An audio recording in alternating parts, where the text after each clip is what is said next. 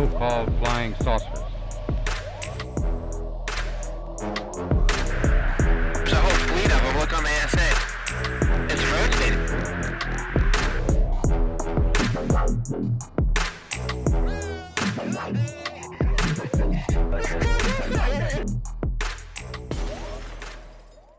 Welcome to Kill the Stigma. Talk a little bit about orbs, metallic orbs, and we're going to talk about when presidents have been asked about UFOs.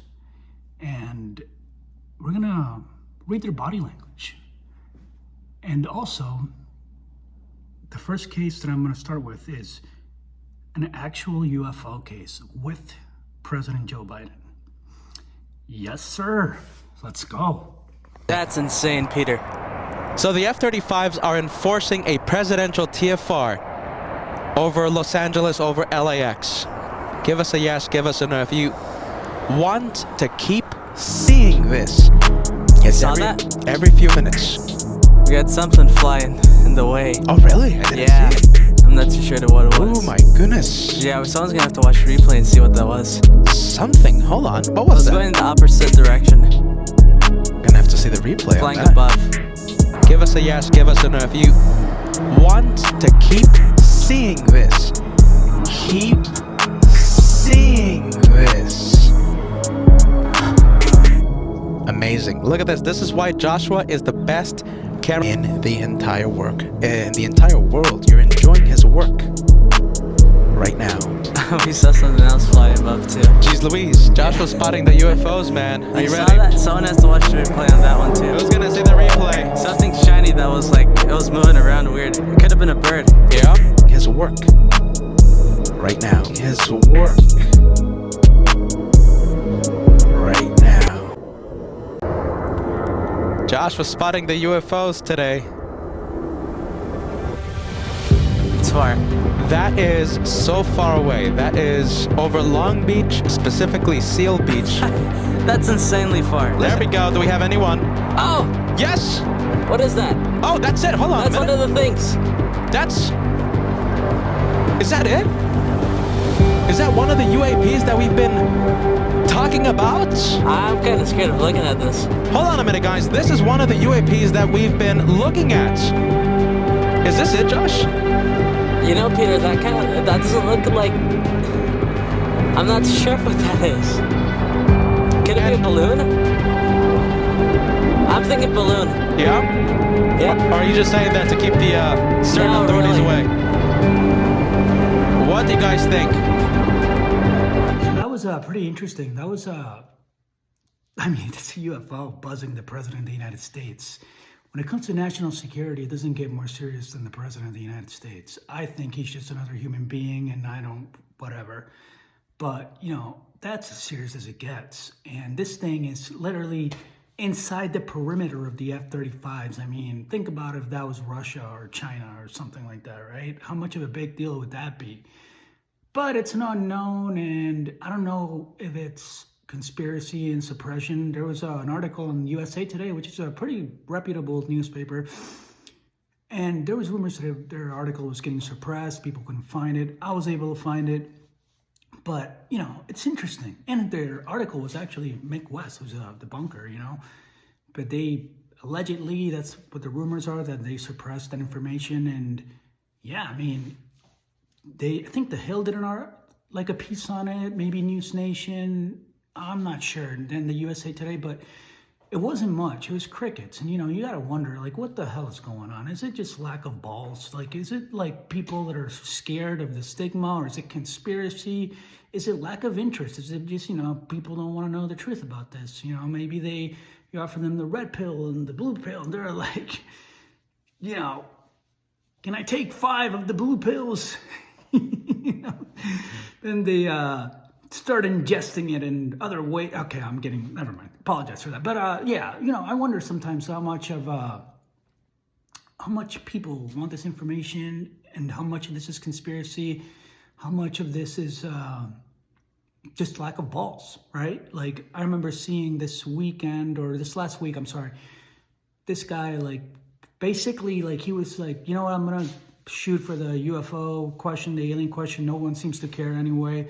So I'm just going to go for it. What do you got on aliens, UFOs? And that reminded me of myself so much, because when I'm like nervous of doing something, you know, whether it's in a professional, you know, space or personal or whatever, something that I'm, you know, nervous about, like, and it's a public situation, whether at work or back when I was in college or whatever it is. I've never been a journalist, but I would say something very similar to that when I was nervous about something. And then I would finally man up and be like, you know, I'm going to do this or whatever. And I would say something very similar. So that tells me that this guy has been thinking about this question for a while, but it took him a while to, you know, man up and do it, which then takes me to how many people feel like that. Since then, we've had more reports of journalists asking about the Langley Air Force Base mystery drones, which are obviously UFOs.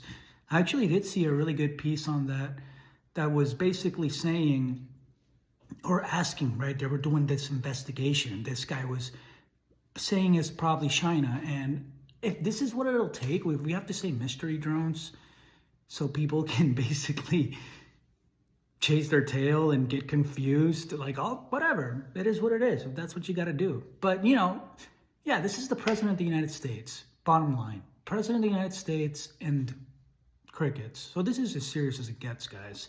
Now, about those metallic spears, why don't we learn something about that? I'll let the boogeyman Dr. Sean Kirkpatrick, director of Arrow from June 2022 to December 2023, I think, or November.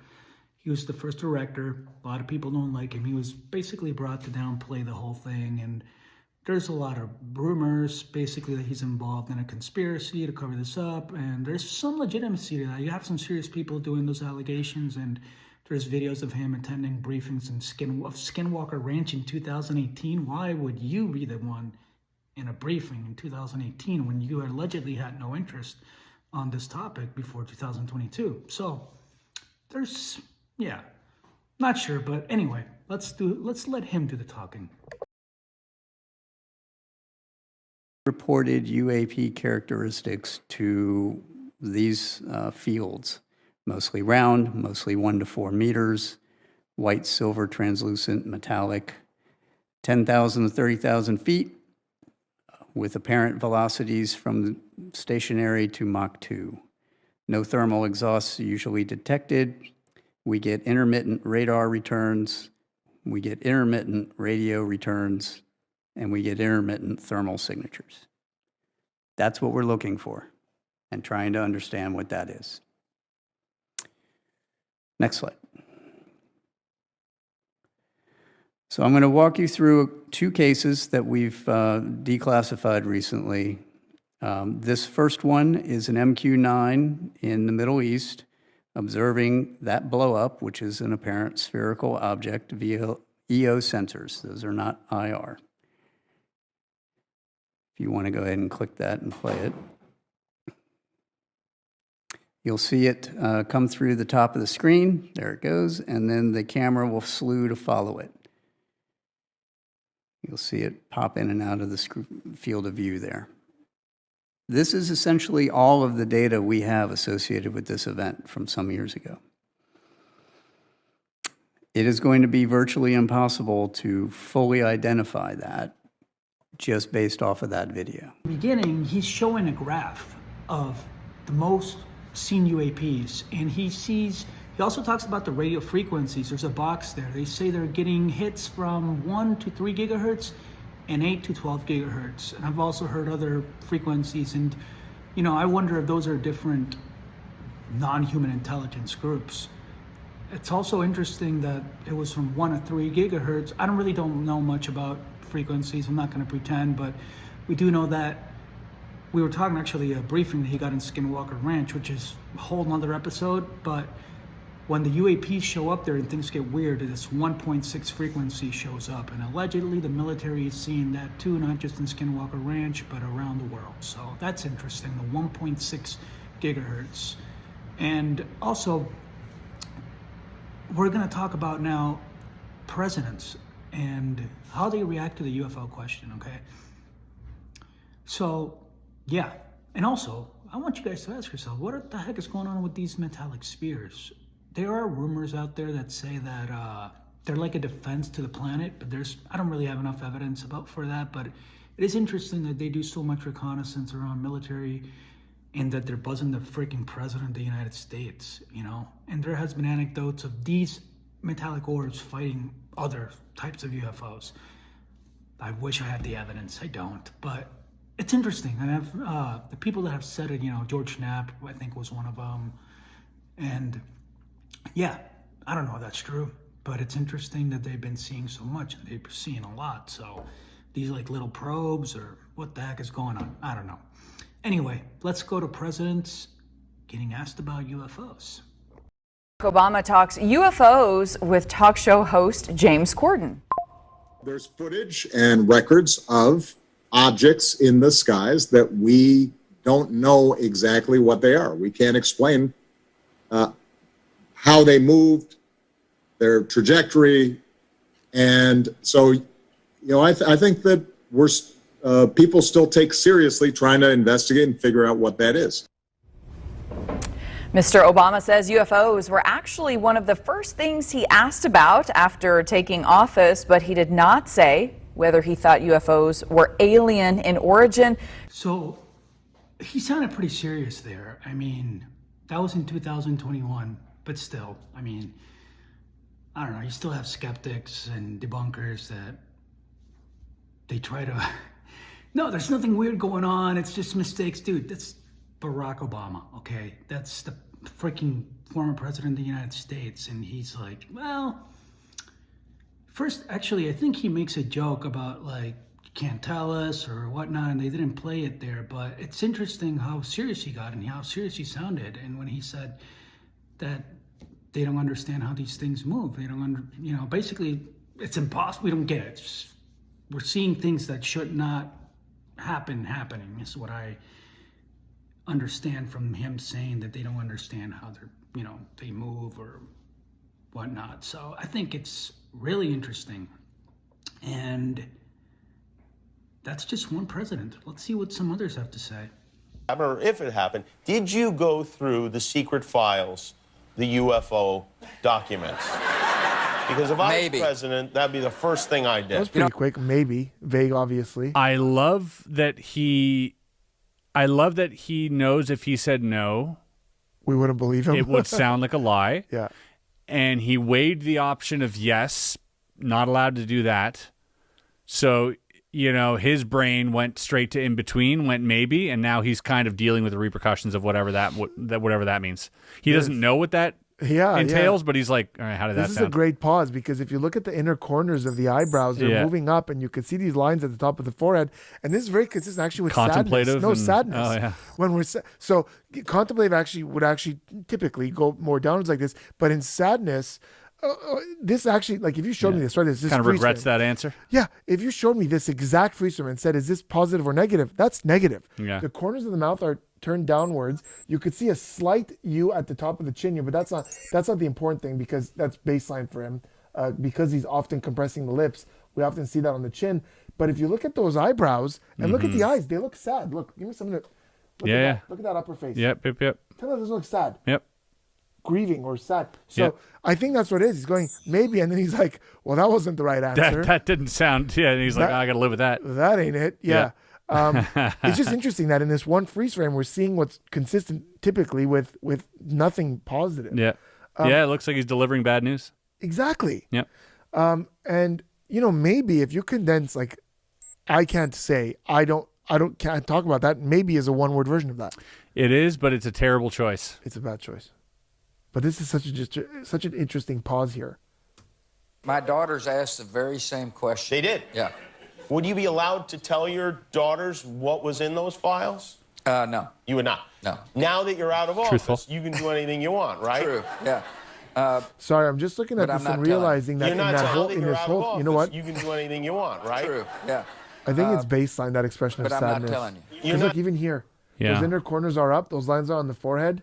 I think he just and so is the tight-lippedness. It's all, yeah. You know what? I'm realizing now, looking at this, that George Bush has a sad face. A sad man.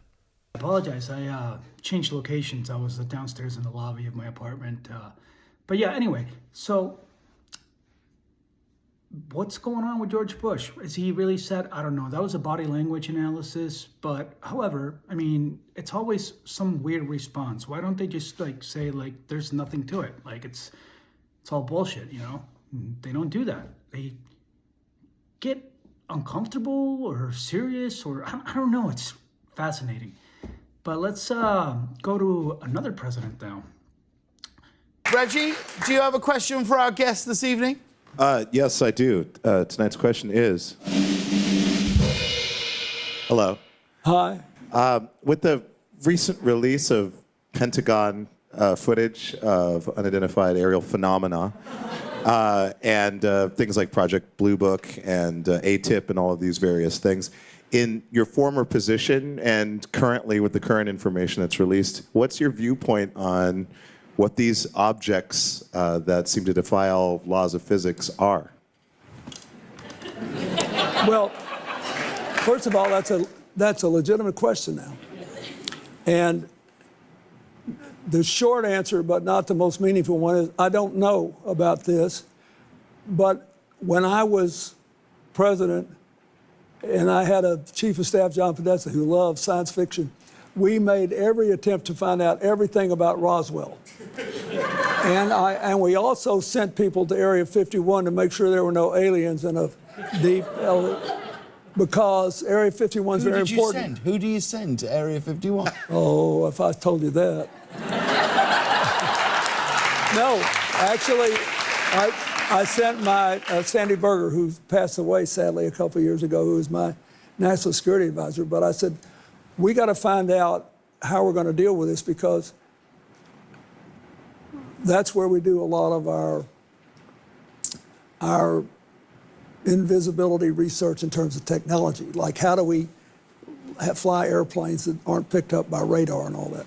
So that's why they're so secretive, but there's no aliens, as I know. On the other hand, Hillary and I went to Hawaii in 2018, to the Big Island, where all the telescopes are on top of the mountain, you know, including the Keck telescope, the largest in the world.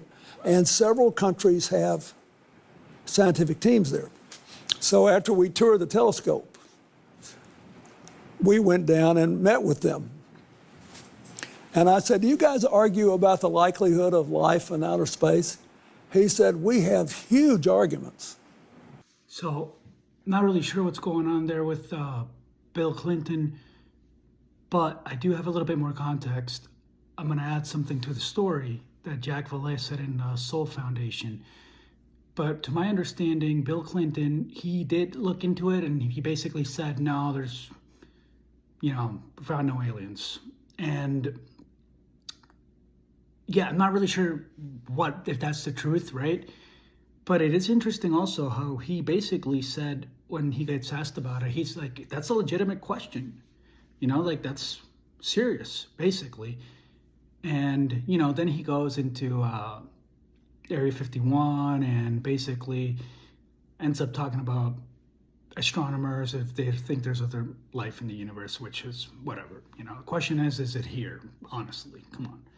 But then we're going to look at Jack Valet and something he said in the Seoul conference. You see President Clinton having a private talk with his science advisor from 93 to 98, Professor Jack Gibbons, an astrophysicist and atomist specialized in the structure of the sun and energy conservation, which is what got him the job.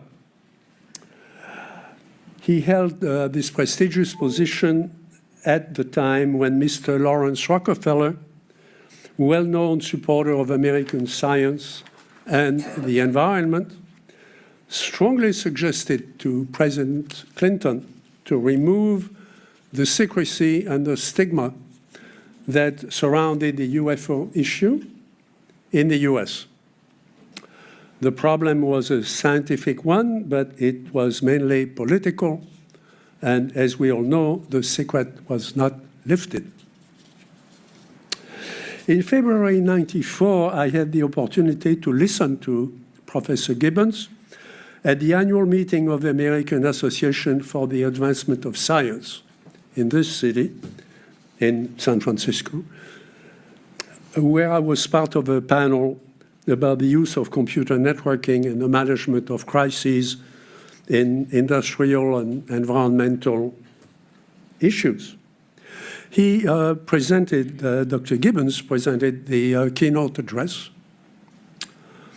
and gracefully took questions afterwards.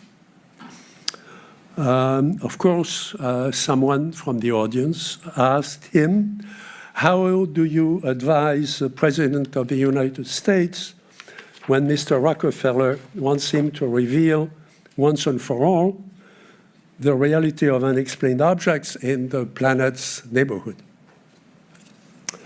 There were a few laughs in the audience, followed by deep and silent expectation. Dr. Gibbons picked up the mic and said he could not answer in place of the White House, but he could tell a short story that would summarize his personal situation. And I'll mention that because it's now our personal situation here. It's about an older man who is tired and goes home one evening. In the grass along the way, he detects an unusual light. As he gets closer, he discovers a frog with the odd detail that it wears a little lighted golden crown. So he's intrigued by that discovery, and he picks up the frog. And he's about to put it in his pocket when it starts talking to him. The frog, this was at AAAS in San Francisco in front of all the scientists in the Bay Area, okay? So the frog explains that in reality she is a young, very wealthy princess, changed into a frog by a mean magician, and all he has to do is to kiss her. She will become human again. They will live together in happiness, and they will have many wonderful children. The old man ponders the situation seriously for a while, and then he puts her in his pocket, saying, at my age, I'd rather have a talking frog.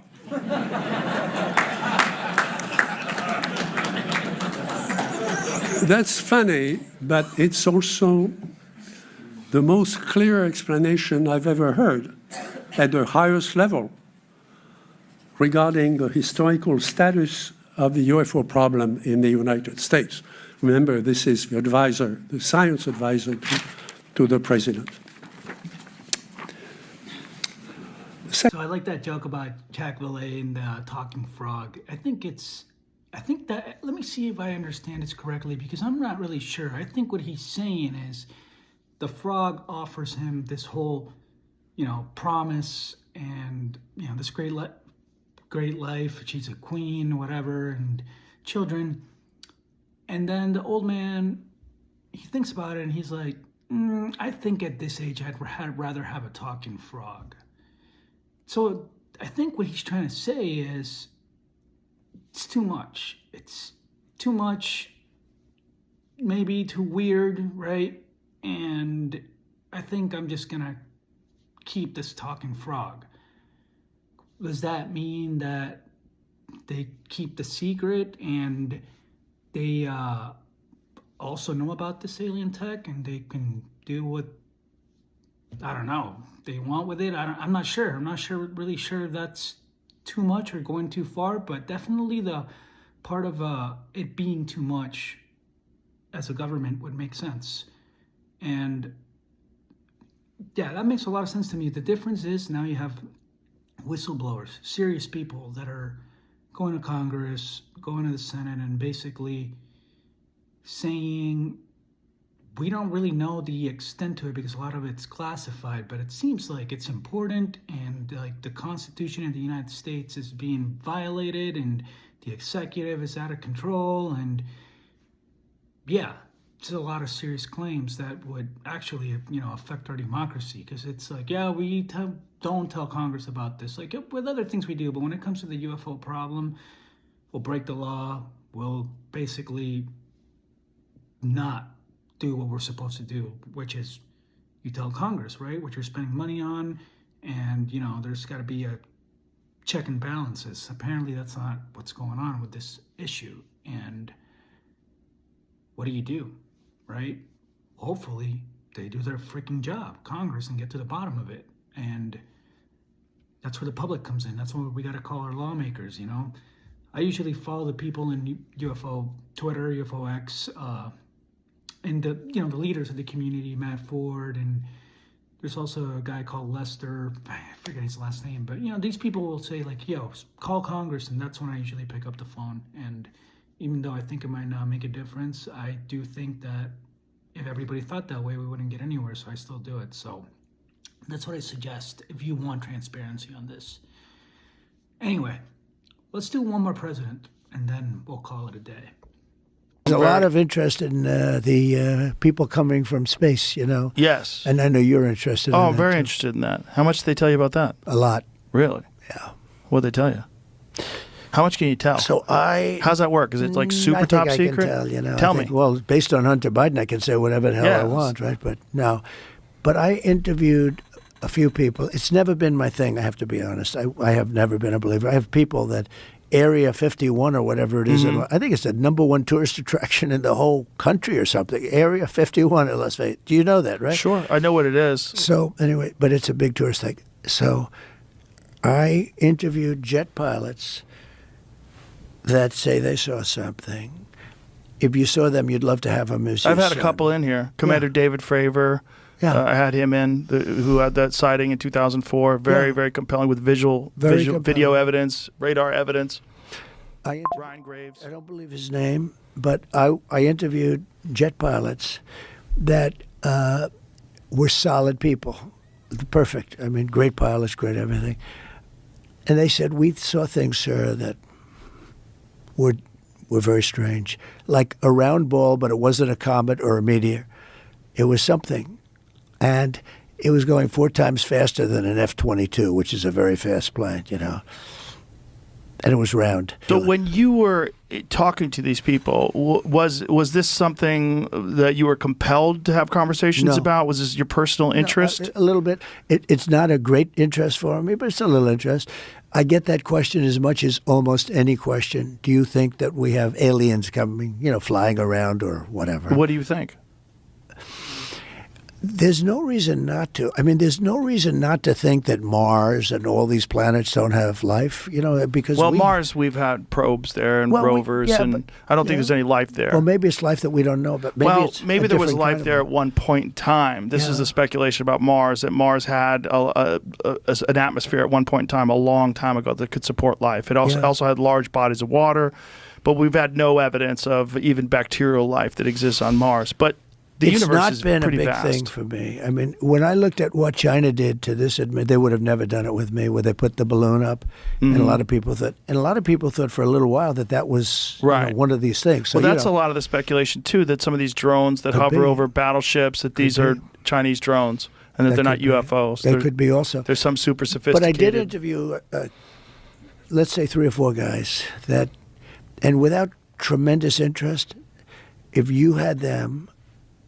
As I said, you'd love to have them as your children. Solid, beautiful people. They said, sir, there's something there. There's something there. Said it, yeah. Yeah, I've talked to quite a few of them. They're not conspiracy guys. Well, I mean, just the Commander David Fravor thing in 2004 off the coast of San Diego, they clocked that thing going from 50,000 feet above sea level to 50 in a second. Yeah. They don't know what it is. That's tough to beat. Yeah, they saw something in the water. It was hovering over that something that was making a disturbance in the water. They got video evidence of this thing. 2 different fighter jets with pilots in them saw it. There's, visual evidence, photographic evidence, video evidence, radar evidence. Whatever the hell it is, it moves in a way that would turn a human being into jello if they were inside of it. The G-force, no one would survive. Oh, so what is that? And it doesn't have a heat signature. They don't know what their propulsion system was. He basically builds the reputation of these pilots, talks super well about them, and even kind of pushes back when Joe says that China, one of the theories is that it's China. He's like, well, and then they go into the Tic Tac and other things. And I also catched a glimpse there when he first got asked about it. And there was like a moment where he got kind of sad, which I think was interesting when Joe asked him about this issue, but he quickly shakes it off. And maybe I'm reading too much into it, but I definitely did catch that on the body language. But yeah, you know, Trump's one of these guys. He's like, I'm not a believer, but these people, they're serious people, and I believe they saw what they saw. And I think a lot of people also feel that way. They don't want to go down this rabbit hole, you know? But to me, it's fascinating. Anyway, that's all I got for UFOs and presidents. Adios.